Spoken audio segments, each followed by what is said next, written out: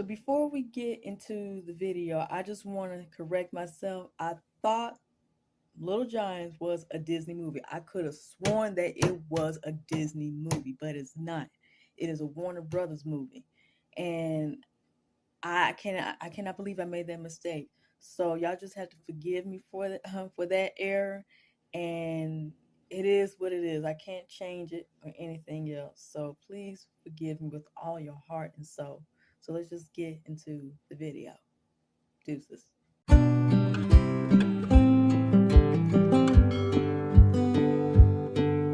We all love Disney's animated films, but I don't think that we give much credit to Disney's live action films. So today I'm going to reveal my top 3 favorite Disney live action films. So let's get to it.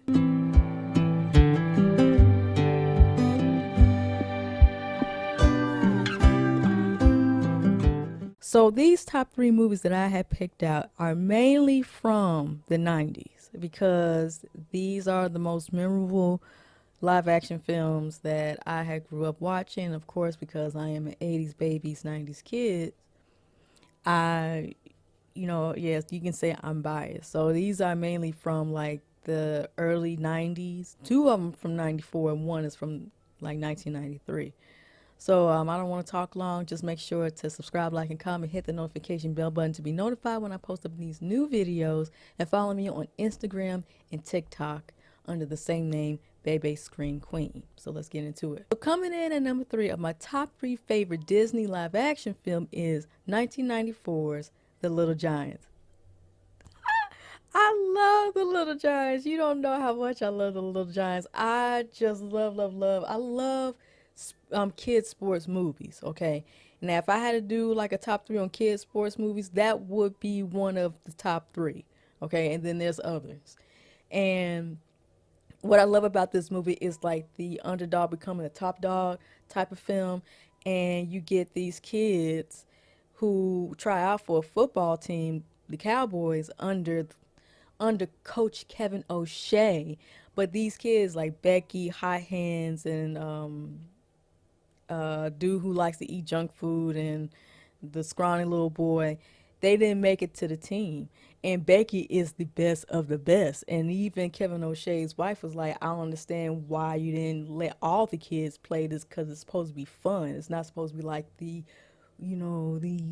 like football, like in, what do you call it, in high school, college, or what have you. And kind of like Becky's one of the best players. Like, you could have just let her, but she's a girl. That's what Kevin O'Shea said. And it's kind of crazy too because Danny O'Shea, played by Rick Moranis, his daughter Becky came in there while he was sitting in the diner, telling him that she is forming her own football team. And like, okay, Danny was like, okay. Then Kevin O'Shea was like, what gives you the right to create a football team? Like, you want to go against me? And then Danny was like, wait a minute. And then you see Becky like, please. And Danny was like, I just found this out just now. And then here comes Kevin and say, you can't play football. You don't even like football. I said, well, who made sure that I didn't like football? Never played football. You always kick me out. And then Danny said, you know what? I don't like your way. I hate your way. So we're going to form a team. So I guess the rule is, in a small town, in the small town they live in, is only one town, one team. And so the bet is, whoever wins, that team will be the team of the small town. So it will be one town, one team. And so Becky and her 3 other friends were recruiting like 2 people. Danny recruited one boy who loves cowboy movies. And so Becky recruited the dude who can kick, Johnny, whose father always leaves, and was there another one? I don't know. I don't think it's another. Oh yeah, yeah, yeah, yeah, yeah, yeah, yeah. Yes, they recruited Junior. Yes. When you see in the grocery scene, Becky is eating the powdered donuts, and she looking through the, like, the shelves, and you see him, man, I fell in love. Like her, I fell in love. My 9-year-old self was just like, mm-hmm, mm-hmm, yeah, yeah. 8. I was 8. I'm like, oh my gosh. And then, Becky was like, I'm the icebox. Icebox doesn't like boys. Like, oh, except for that one. It's like, you gotta make an exception. It's David Sauer.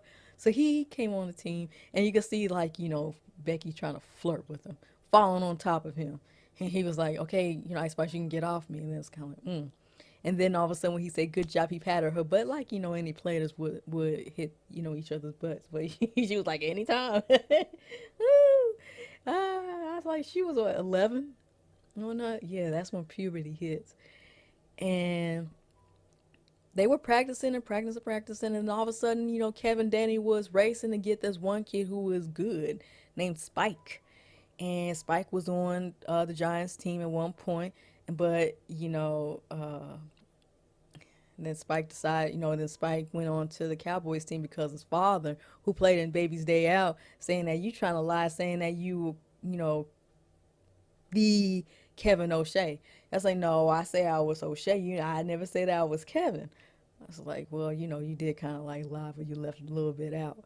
Like what that father was, who he was talking about, but you just like, oh, you remind me of my old playing days. Like, you didn't play football, Danny, so you knew who we was talking about.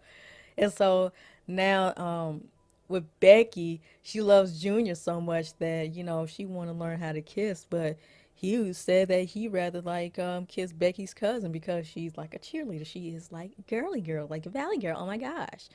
But then, Becky decided to be a cheerleader because feeling like if I be a cheerleader, then I would get that kiss from Junior. That whole that water fight scene. Oh, that was so cute between them. I wish I was Becky. I think there was a kid in my elementary school, uh, who looked like kind of remind me of Devin and whatnot. He's cool. He's cool. Uh, but anyway, what else about to say? But anyway, but yeah, she became a cheerleader, and then all of a sudden, now, oh my goodness, now the Giants, it's like they in trouble because they got Spike. Spike, I'm gonna rip your head off. You're my. Well, hold on, that's like when Becky came on the scene. But him saying to that little kid, "I'm gonna rip your head off." That was so funny. And oh gosh, it was just terrible that how he attacked Junior, and then he knew what he was doing because he was looking at Becky like, I know you like Junior and whatnot. And then she put her she threw her pom poms on the ground and went and got her football uniform, and then it's just like, oh, and when she's like, and when Junior was like, hey, Icebox, kick their butt, and then and she said, call me Becky. that that I love Becky. And then I'm hitting the microphone all the time. And then how she got Spike. Then it was, oh gosh, it was just so good. Keep clear, Ice Chest, or I have to mess up your face. Oh, really? Really? Then why did she like tackle you and flip you like a darn freaking, oh God. It's like, you a football yourself, honey. Cause she tackled you and flipped you to, ooh. Ooh, and he felt some kind of way. It's like, now you met your match. But they did a good play. Hot hands, finally got the football and made a touchdown. The scrawny kid, I'm gonna die, and he made a touchdown. Johnny made a touchdown. The father came to his game. That was touching. The ending play was Kevin O'Shea's play, and the allergy dude who has allergy, he made the touchdown. He read it to the goalie. It's all good. But what I did not like is the fact that, you shift Junior and Becky so hard, but it's like they can't because their parents like each other. I mean, Danny and Junior's mother, they liked each other since they were kids. But it's like, man, dang, can it be somebody else's mother? Like, but anyway, but I love it, and the characters were charactering. Kevin O'Shea was Kevining. Kevin O'Shea. Danny O'Shea was O'Shea, and I just love The Little Giants. So number 3 is 1994's The Little Giants. Coming in at number 2 of my favorite Disney live action film is 1994's Angels in the Outfield. Now this is a remake, I think from the 50s. I think the 50s, if I'm not mistaken. But then yeah, Angels in the Outfield, 1994's version is a remake of the original Angels in the Outfield. Now this is about Roger, who pray that the Angels would help the baseball team call the Angels win the games, and win the pennant. Because his father was like, if the Angels win the pennant, he would get his son, he would get Roger. So, Roger made a prayer, and then Roger and JP, I love JP, they went to the baseball game, and he saw an angel helping Ben out. I think that's his name, Ben, that Matthew McConaughey played, lifted him up and caught the ball. And then from that point on, the Angels was helping the Angels, the baseball team, out. And Roger told George Knox, the coach of the Angels, saying that because he saw the Angels was helping his team out. And then Coach Knox decided to have Roger and JP to be at their games front and center. And Roger was like, he saw an angel, a leader of the angel called Al, played by Christopher Lloyd. And, it's like, how am I going to tell you, George Knox, that the angels is here? And then George Knox saying that you need to give me a signal, okay? Because I can't keep coming here, and whenever you feel like you saw somebody and what have you. And then Roger said, I go like that, okay? But the assistant, though, oh, I forgot his name. I love him. Rest in peace, rest his soul. But I know Roger and JP gave that assistant a hard time. The nacho butt, and the drink. Oh, I feel sorry for him. Um, but it's a really, really good movie about like putting your faith into something, and it's also like an underdog movie becoming top dog, because the Angels we're not doing well at all. And it's for the Angels to help, for the real Angels to help the baseball team, the Angels, out. I mean, that's like, answer to Roger's prayers to make sure that his father would get him. But unfortunately, when he had that appointment uh, at the court, his father, Roger's father, gave up parental rights. It's like, yeah, the Angels win independent. It's just like you said, this and that and third. Now we can go home, be a family. And then, but you know, Roger's father say I'm sorry, and then it's just like he left him. And also his father said, this wouldn't have happened if your mother hadn't passed on. I'm like, and so you just gave up because the mother. So see, so Roger didn't attend one of the game, and then JP, you know, didn't know. Bless his heart, he kind of revealed that Roger sees angels, and that's why he and Roger be coming to the games and stuff like that. And but George Knox is like, Roger is like, a lucky charm. But he also believed that Roger can see things. And because of that, it made rounds, and the dude, I think the CEO, I don't know what, was it fired. He fired George. It's kind of like, you believe that the angels out there and whatnot. George said it has to be something, you know. So if we talk negative, the angels wouldn't be able to come, this and that and the third. And then so because of that, dude want to fire George Knox.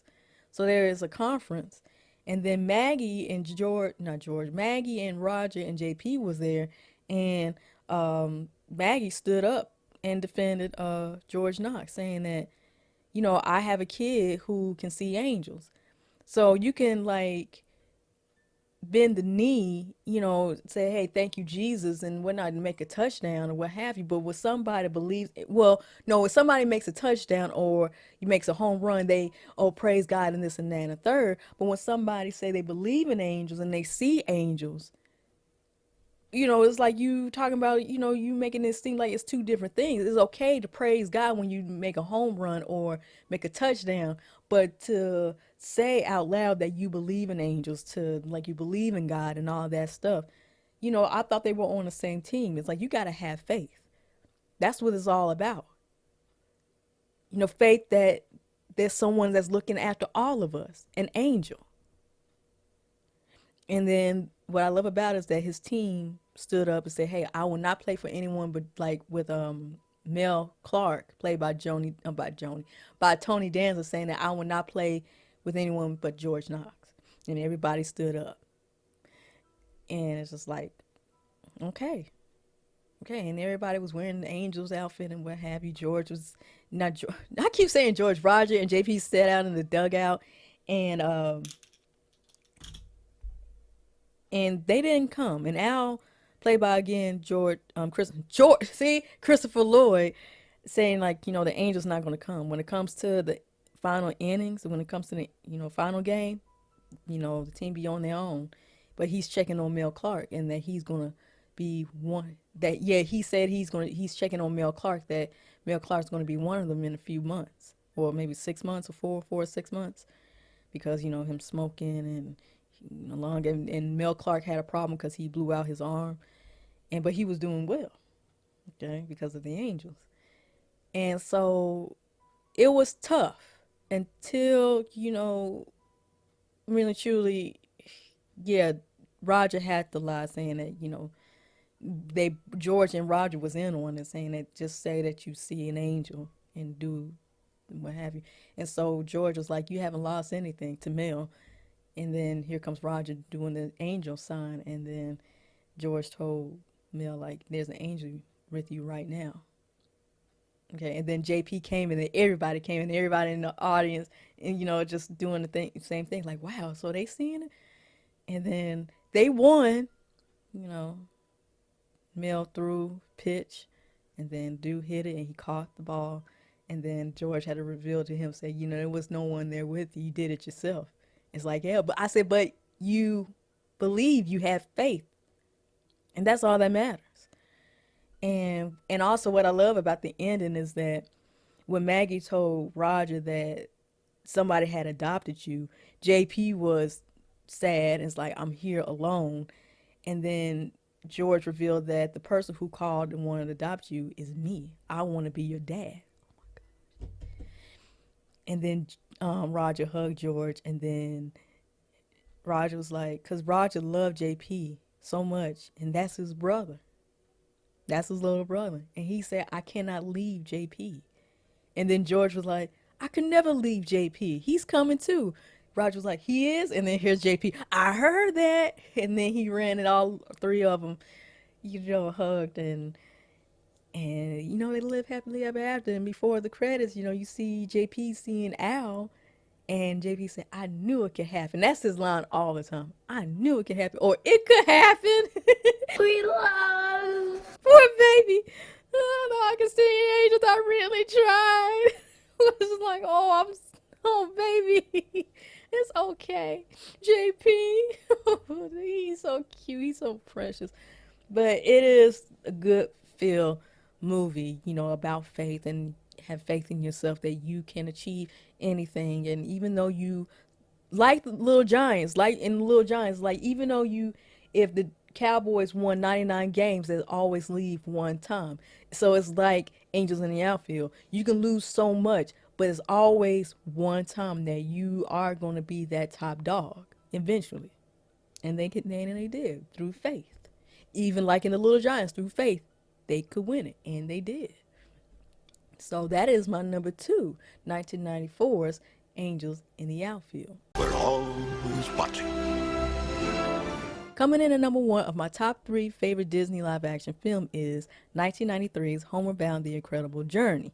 Now, I love animal movies, especially these type of animal movies. And the other one I love is The Adventure of Milo and Otis. Y'all know that movie. We're gonna take a walk outside today. We're gonna see what we can find today. Gonna take a walk outside today. We're gonna see what we can find today. I love that movie. But Homeward Bound is such a good movie because it's based off a book that turned into a film. And you got three dogs. You got three animals, two dogs and a cat. You got Shadow. You got Chance, and you got Sassy. Right? You got Shadow, the golden retriever. You got Chance, the American bulldog, right? And Sassy, the Himalayan cat.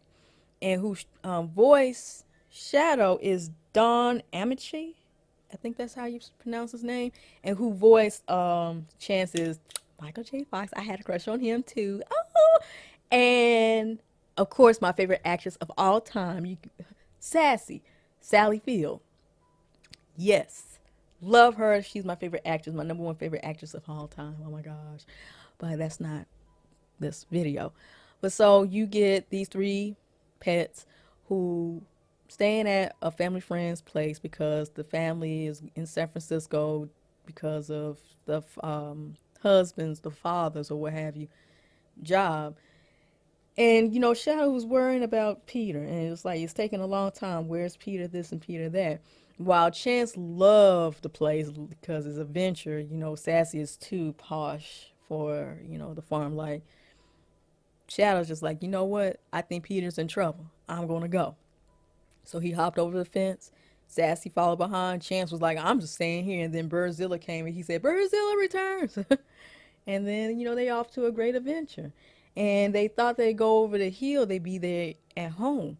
But no, they realized there is mountain upon mountains, trees upon trees. It's like, okay, now, what are we doing? But Shadow was like, okay. He said, I'm going home. And so they followed him. And it was a great adventure. Sassy, and the sad part is that Sassy fell into the river because she don't want to cross the river, get into the water, because most cats don't like water. And I think the big old log kind of like fell, and then she fell into the water, and then the waterfall, and then thank goodness for a man to see her, rescue her and patch her up. And then Shadow was just like blaming himself, like I could have just stayed and maybe waited. And what I love about that scene was that Shadow told Chance is that even though we are dogs, but it is our responsibility because this is ingrained in us to be a man's best friend, to be there when they are sad, to be there when they're happy, to play with them, to snuggle with them. That's why they call a man's best friend. And Chance was just so awe about Shadow wisdom that he wished that he could be like him one day. And then the reunion between Shadow, Chance with Sassy was funny. It's like Sassy! Sassy! Sassy! Go for it. oh gosh. And with Chance and Sassy's banter, I love that banter about getting food. And like Sassy said, I can get food by acting like I don't want food. That's stupid. Oh, I'll prove it. Oh, you don't have to prove it. I believe you're stupid. They remind me of my sister and my younger brother. Oh my gosh. It's like my sister and my younger brother reminds me of Sassy and Chance and Phil and Lil from Rugrats. Like and and then when Chance licked Sassy face, good morning, honey. And then talking about like, okay, stay here and diet. Are you calling me fat? Of course not, for a hippopotamus. I meant to do that. Uh-huh, serves you right. And getting the fish, say it first. Say it. Oh, God. Say it. God, cats rule and dogs rule. I can't hear you. Cats rule and dogs rule. You happy? And then for Chance to get hit by a porcupine. And then try to take the spike out. And then him just complaining when they was at the pound. Oh, please stop. Oh, just let me die. Say they killing him, Sassy. It's like, what? And they didn't know any better knowing that they at the pound because there was a reward like finding lost, pets. And they were there at the pound for the family to pick them up. Even after they escaped, Shadow sensed like they should turn back around, but they just. And then sad part about it is that they were almost there, but Shadow fell into the pit and he hurt his leg. And Chance was trying to like encourage him to come out of that pit, and Shadow almost did, but he couldn't. He just gave up, and he realized that he's too old. Shadow is too old. And then Chance was like, you ain't gonna give up because you pushed me along the way. I'm gonna push you. He's like, and Shadow's like, you think it's easy for me to admit defeat? I'm old. I can't do this. And it's almost like he passed the baton to Chance. It's like, now you know what you know. You got to be on your own. And Chance like, I will not let you give up. Oh my gosh, don't make me cry. Now here's the reunion. So Jamie, the little boy, reunited with Chance. Hope reunited with Sassy. Then it takes a long time for Shadow to come up. And you'd be like, dang, Shadow didn't make it. And then Peter was like, come on, Shadow. And then he just like, he's just too old. It's just too far. He's just too old. It's like, I lost my dog. Because he was mad at his stepfather for leaving them. It's like, you know, and y'all now that they see, I told you, they think that we abandoned them. Okay. But anyway, Peter walked away, and then all of a sudden you see Shadow. Oh, I love that. I love that score. I love that score. And then Peter turned around and saw Shadow. Shadow said, Peter. And then Peter said, Shadow. And he was like, oh, Peter, I worry about you so. And then they run towards each other, and then they hugged and what have you. I mean, I cried. I cried. It's just like, oh my gosh, it's a happy ending. Oh gosh, it's just to think about that. And Don did a magnificent job voicing Shadow, and rest in peace to him too. And it's kind of funny though that Don voiced Shadow, because when I would look at Trading Places, and he's a dude with a mustache, and when he said the N word, I was like, Shadow. And then when the dude played as his brother in Trading Places, when he's like, oh, I think I had a heart attack. So something's wrong with your brother. He said, F him. I'm like, Shadow. You're not supposed to say the F word. You definitely not supposed to say the N word. but I was, you know, it was just all fun and games.